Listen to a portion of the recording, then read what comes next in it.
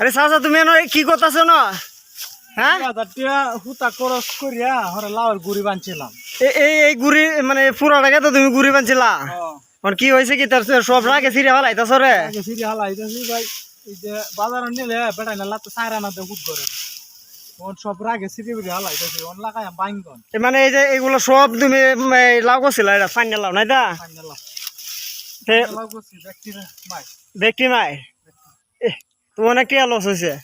7,000 টাকা লস হয়েছে। 7,000 টিয়া লস? হ্যাঁ হ্যাঁ রে, 2,000 টাকা বেচতেছি। 2,000 টাকা বিক্রি করতে পারো নাই? বাজারে নিলে বেটা না হুট করে মানে সুতাগুলা কি করবাতে এখন? সুতাগুলো আগুন তো পুরবা।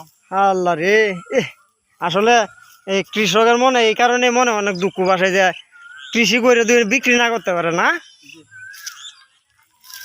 দশে কত মোটা কত মোটা সুতা দিয়ে ঘুরি বানছে, লাউ ফাইনা লাউ লাগাইছে এই সুতা। 400 টাকা কেজি আনো। হ্যাঁ হ্যাঁ রে, তখন এই 7,000 টাকা লস হয়েছে তাই তো? 7,000 টাকা। তা যেমন আরেকবার কি আবার কৃষি করবেন? করলা লাগাইয়াম। করল্লা? করলা করল্লা মধ্যে আবার মার খান তো হইলাই। তে তো আপনার ঢাকা কেউ জায়গা হইব না। না ঢাকা যাইতাম তো মানে ওই এই যে হেদি যে লাউ করি আপনার যে লস টাকাইছেন করল্লা দিয়ে, মানে এটা আসলটা উড়াইতেন চাইতেছেন।